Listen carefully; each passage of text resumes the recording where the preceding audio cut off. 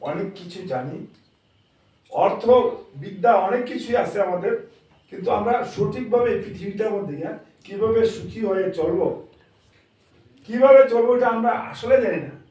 আমাদের একটা ভুতুরে ধরা মানুষের মতো শিক্ষা দীক্ষা করে টাকা পয়সা হওয়ার পরে ভুতুরে ধরা মানুষের মতন আমরা চলি।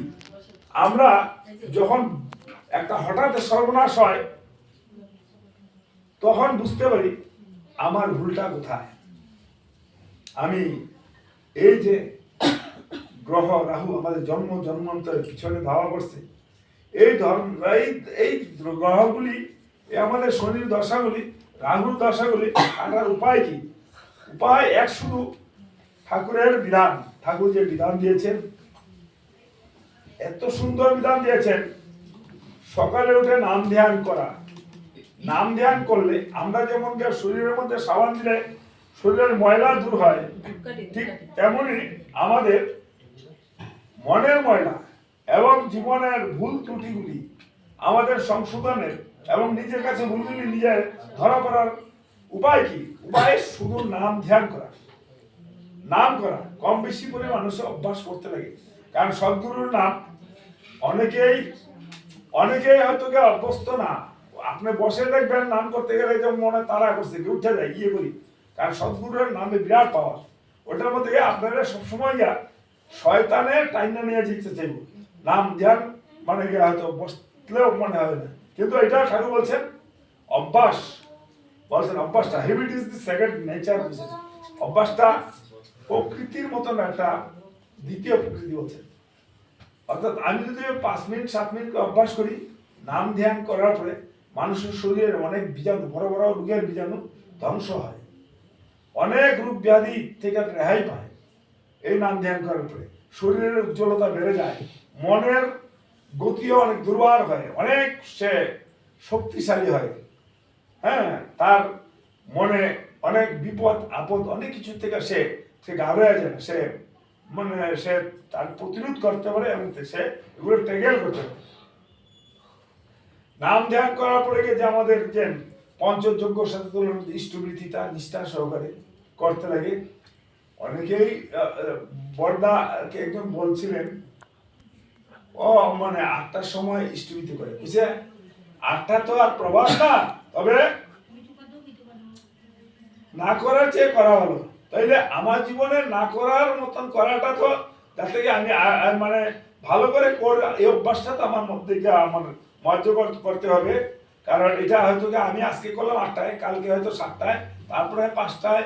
ঠাকুর যে সময় বলছেন সূর্য উদয় হওয়ার পূর্বে, ওই রকম ভাবে ইষ্টবিধিটা মানে করলে মনের মধ্যে, আর ঠাকুরের কথাগুলি যদি আমি ঠিক পারফেক্টলি করানোর চেষ্টা করি, দেখবেন মনের মধ্যে সুখ আসবে, শান্তি দেবে। আর সকালে যদি আমি শুরু করি আজকে প্রভাতে কর্মারম্ভে 8টার সময়, তাহলে আমার নিজের কাছে তো নিজে ধরা পড়লাম, আমি নিজের তো নিজে ফাঁকি দিতে পারি না। কারণ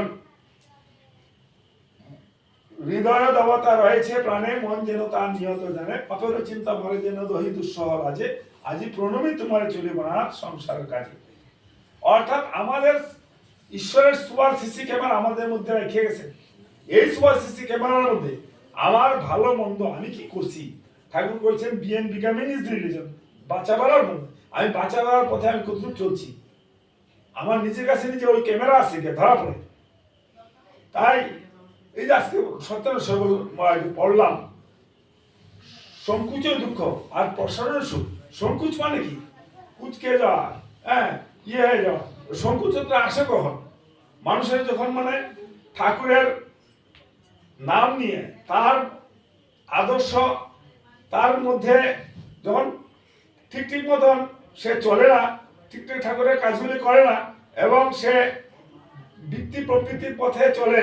বৃত্তি প্রকৃতি যেটা ঠাকুর বলছেন, এটা সত্তা বিধ্বংসী পথ, আর সত্তা সংরক্ষণ পথ হইল সংরক্ষিত পথ হইল মানুষের এই ঠাকুরের যেই মানে নীতি নিয়মগুলি আমার মানে ব্যক্তি জীবনে, পারিবারিক জীবনে, সামাজিক জীবনে এটারে প্রতিফলন করা, আর ওই চেষ্টা করা। ঠাকুর বলছেন আমরা হয়তো একদিনে হয়ে যাবে না।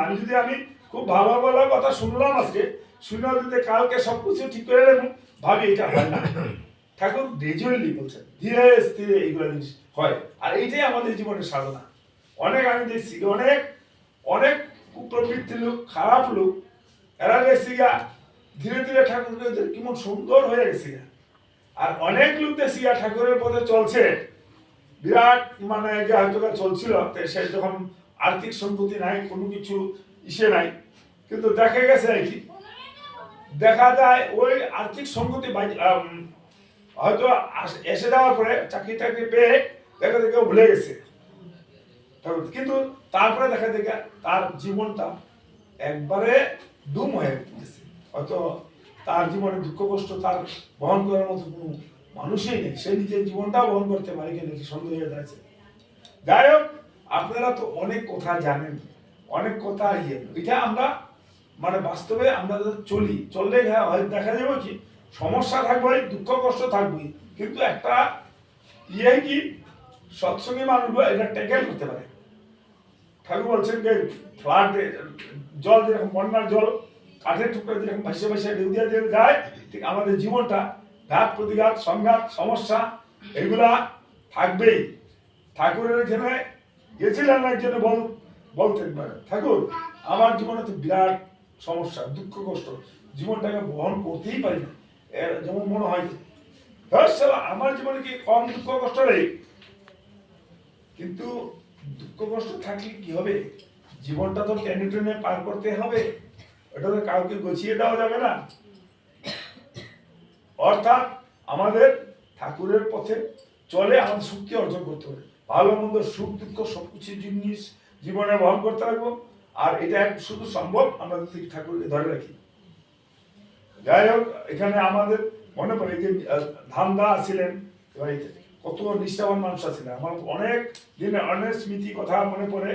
ধামদা আমাদের কুমুদা, তারপরে আমাদের যে সিনিয়র স্টাফ আছিলেন ধরদা, শৈলেন্দা, কত জায়গায় কত সঙ্গ কত কিছু আমি দেখছি ওনার জীবনে এত নিষ্ঠা একটা। হ্যাঁ, এই নিষ্ঠাটাই দরকার।